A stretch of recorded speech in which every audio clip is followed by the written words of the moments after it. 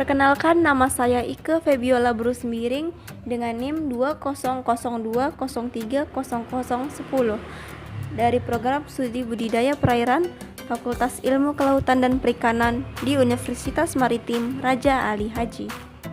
Baiklah, pada video kali ini saya akan memaparkan tentang sistem osmoregulasi dan ekskresi pada ikan.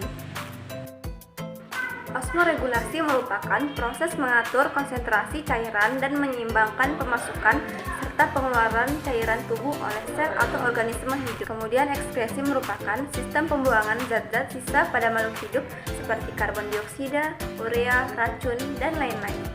Ada 3 regulasi air dan ion pada ikan, yaitu yang pertama adalah regulasi hipertonik atau hiperosmotik.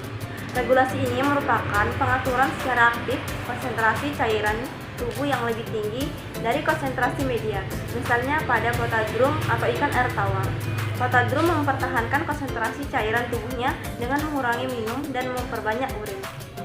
Yang kedua adalah regulasi hipotonik atau hipoosmotik, yaitu pengaturan secara aktif konsentrasi cairan tubuh yang lebih rendah dari konsentrasi media, misalnya pada oseandrum atau ikan air laut.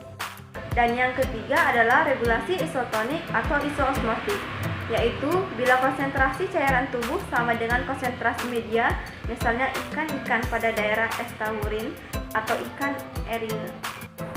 Beberapa organ yang berperan dalam osmoregulasi yaitu yang pertama ada insang, yang kedua ada ginjal, yang ketiga kulit, dan keempat usus.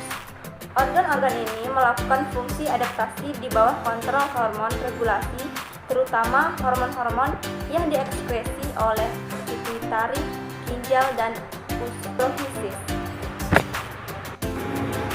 Nah, selanjutnya yaitu perbedaan sistem osmoregulasi ikan air tawar dan ikan air laut.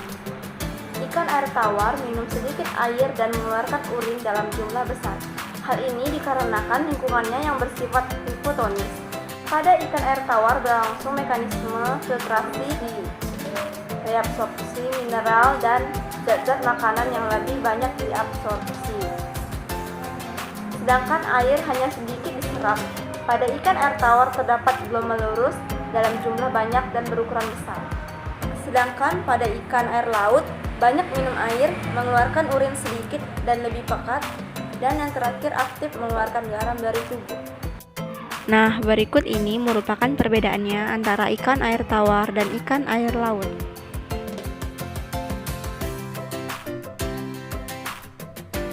Selanjutnya yaitu ekskresi ikan.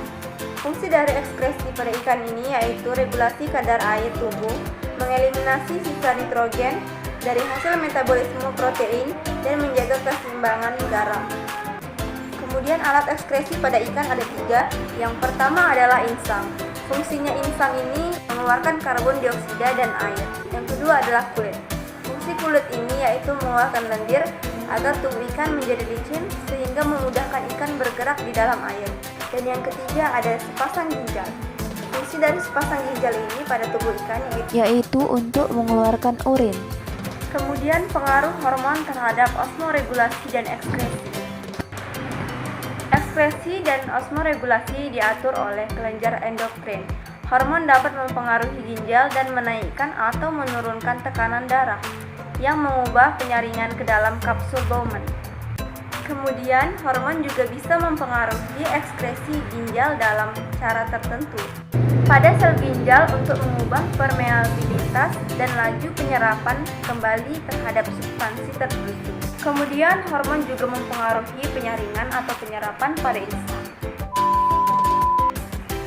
Sekian pemaparan saya mengenai sistem osmoregulasi dan ekskresi pada ikan. Sekian dan terima kasih.